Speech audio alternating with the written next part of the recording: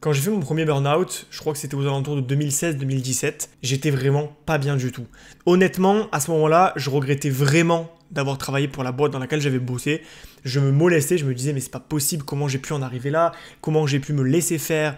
Je regrette d'avoir travaillé, je regrette d'avoir fait confiance, j'avais plein de regrets, tu vois. J'étais toujours en train de penser au passé et je me disais si j'avais pas fait ça, j'aurais pas eu ça, tu vois. Toujours en train de revenir en arrière et de penser à ce que j'aurais pu faire de différent. Si t'es intéressé pour connaître l'histoire de mon burn-out, je t'invite à cliquer sur la vidéo qui va s'afficher ici. C'est une vidéo où j'explique ma pire expérience dans le salariat, tu vas voir, c'est vraiment poignant et je pense que ça peut arriver à n'importe qui. Un jour, j'ai lu une phrase qui m'a vraiment fait beaucoup de bien pour me sortir de cet état de rancœur, tu vois, j'arrivais pas à digérer ce truc-là.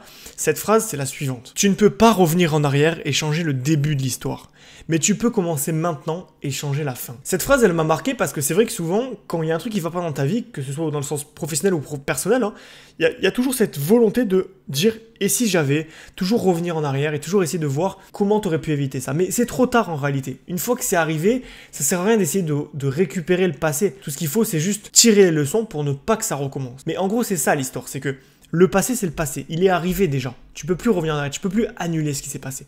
Tu peux juste guérir. Et donc pour guérir, il faut réussir à lâcher le passé et à se concentrer sur le futur. Mais avant même de se concentrer sur le futur, il faut se concentrer sur le présent. Parce que, en fait, en réalité, on vit souvent soit dans le passé, soit dans le futur. On dit oui, mais plus tard, j'ai peur parce qu'il va se passer ça. Dans le passé, on dit oui, mais c'est pas ma faute parce qu'il m'est arrivé ça. Mais on oublie toujours que là où on a un champ d'action, c'est maintenant, c'est aujourd'hui. Donc si tu décides par exemple aujourd'hui de te lancer dans les petits projets rentables pour gagner ta vie hors du salariat, si tu le fais maintenant, alors c'est bon, tu vas commencer à mettre une action. Tu es en contrôle. Mais tu n'es pas en contrôle de ce qui va se passer dans un mois, mais tu n'es pas en contrôle de ce qui s'est passé il y a un mois. Tu étais en contrôle, mais tu ne l'es plus maintenant. Le présent, c'est ce qui compte le plus. Et j'ai un petit message à te faire passer autour de ça.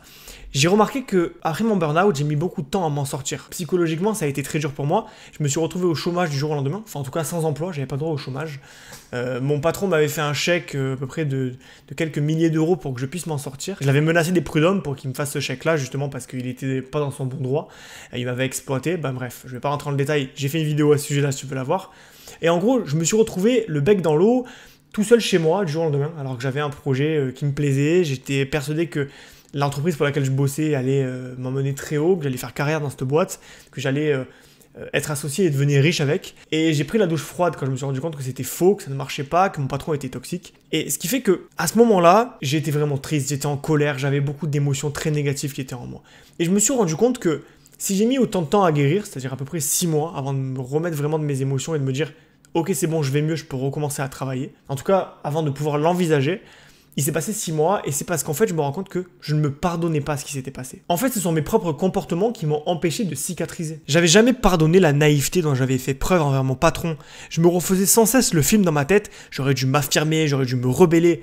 Alors que moi, j'avais rien fait de tout ça. J'avais pas pardonné la négligence dont j'avais fait preuve à mon égard. Je me suis dit, j'aurais dû prendre soin de moi, déconnecter, arrêter de me tuer au travail. Mais j'ai continué tête baissée à ce moment-là. Et j'étais plein de culpabilité à ce moment-là. En fait, bizarrement, j'avais déjà pardonné à mon patron, qui finalement était la cause de mon burn-out, mais je m'étais pas pardonné d'en être arrivé là. Par ego, je me voyais plus fort que ce que j'étais vraiment. Et donc, je minimisais mes souffrances en augmentant les pensées toxiques, les jugements toxiques que j'avais envers moi. C'était littéralement du auto-harcèlement. C'était un peu la double peine, quoi. C'est-à-dire que je me venais de me taper un burn-out et en plus de ça, après je me harcelais pour ne rien arranger et m'empêcher de guérir. Tu sais, c'est un peu comme quand t'as une croûte sur la peau, tu vois, tu t'es ouvert, t'as cicatrisé, et tu te grattes toujours cette croûte et ça recommence toujours à saigner. Ben, c'est la même chose. Ce burn-out, il m'a appris une leçon de vie, celle que je te partage aujourd'hui, c'est que sans pardon, pas de guérison. Il faut toujours se pardonner et pardonner aux autres pour se sentir en paix avec soi-même. Ça veut pas dire que tu cautionnes, acceptes ou minimises ce qui s'est passé, loin de là. Simplement, tu acceptes de lâcher prise. Comme je te disais au début de la vidéo, accepter de reconnaître que le passé c'est le passé et que tu n'as plus aucun impact dessus. Et surtout, et ça t'as peut-être besoin de l'entendre aujourd'hui,